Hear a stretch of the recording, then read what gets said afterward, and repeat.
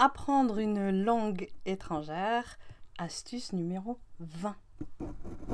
Donc cette vidéo est la suite de la précédente qui parlait de la posture et de l'importance de la posture dans l'apprentissage des langues comme à chaque instant de la vie de tous les jours. Voilà, et donc je n'ai pas fait une grande vidéo sur toute la posture, j'en ferai peut-être une si ça intéresse certains.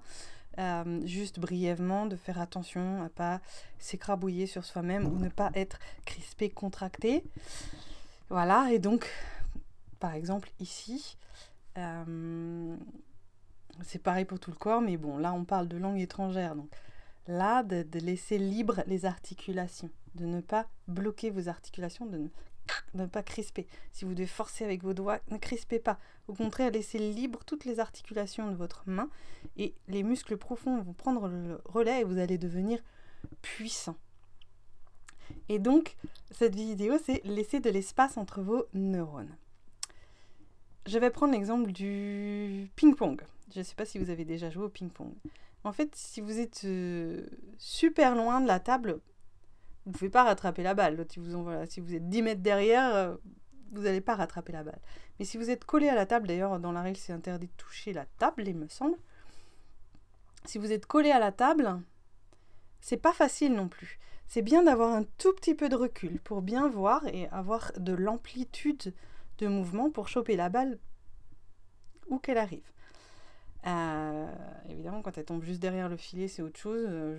Mais bon, bref, passons. D'une manière générale, c'est ça. Donc, encore une fois, si on fait un effort physique, si on y va en crispant, ça ne marche pas. Si on ouvre les articulations, je vais vous montrer. Voilà. Si je crispe mon poignet, je ne peux pas le bouger. Si je le laisse mobile et que j'ai l'impression qu'il grandit, qu'il s'élargit, qu'il s'expanse, qu'il devient ample, alors il a de la place, il est mobile pour bouger, il va pouvoir faire ce qu'il a à faire. C'est la même chose entre les neurones. Souvent, quand on apprend, et qu'en plus c'est difficile, qu'est-ce qu'on fait? On se concentre, on se bloque, et ça fait comme ça dans la tête. Les neurones, ils n'ont plus de place pour prendre un nouveau chemin, pour aller plus vite. Tout est bloqué, ça bouchonne. Ok?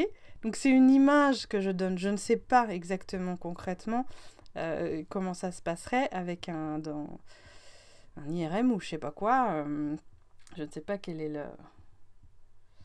le mode d'observation qui permet de voir les chemins que prennent les neurones et la vitesse à laquelle ils vont.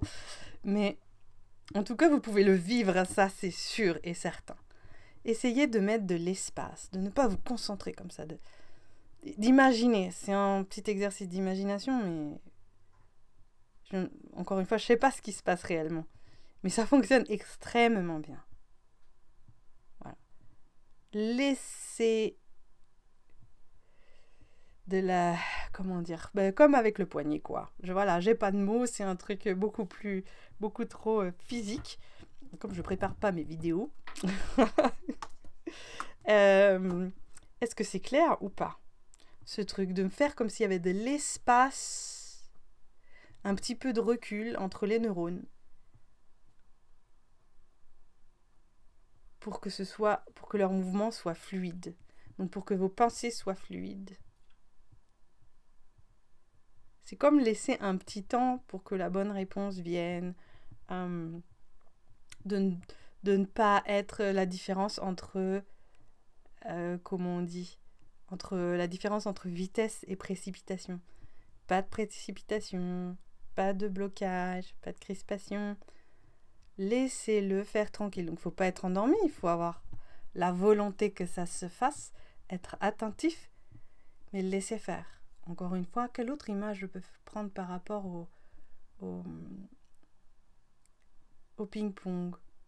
Je sais pas, par exemple, non, c'est un peu bête ça, mais c'est pas grave. Quand vous faites la cuisine, si vous êtes le nez au-dessus de la poêle, vous allez vous prendre de l'huile dans la tronche. D'accord? Alors que si vous êtes à 50 cm de votre cuisinière, vous allez pouvoir voir simultanément vos 3 plats. Vous allez même dans votre champ de vision avoir l'ensemble, enfin une bonne partie de votre cuisine, et peut-être que même ça va vous faire penser que, ah tiens, j'ai oublié cette petite épice là-bas, que si vous êtes scotché sur une de vos gamelles, et que vous bloquez dessus, que vous êtes crispé dessus, mais vous allez peut-être oublier que même pas entendre que votre enfant il vous appelle en hurlant. D'accord? Je prends un exemple un petit peu extrême, mais si on prend un peu de recul par rapport aux choses, c'est subtil. Mais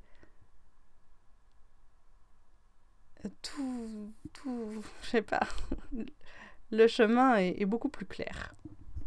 Bon, zut, c'est un des trucs les plus importants et je ne sais pas si j'ai réussi à le faire comprendre. Donc surtout si vous avez rien compris, s'il vous plaît, dites-le moi que je retravaille tout ça.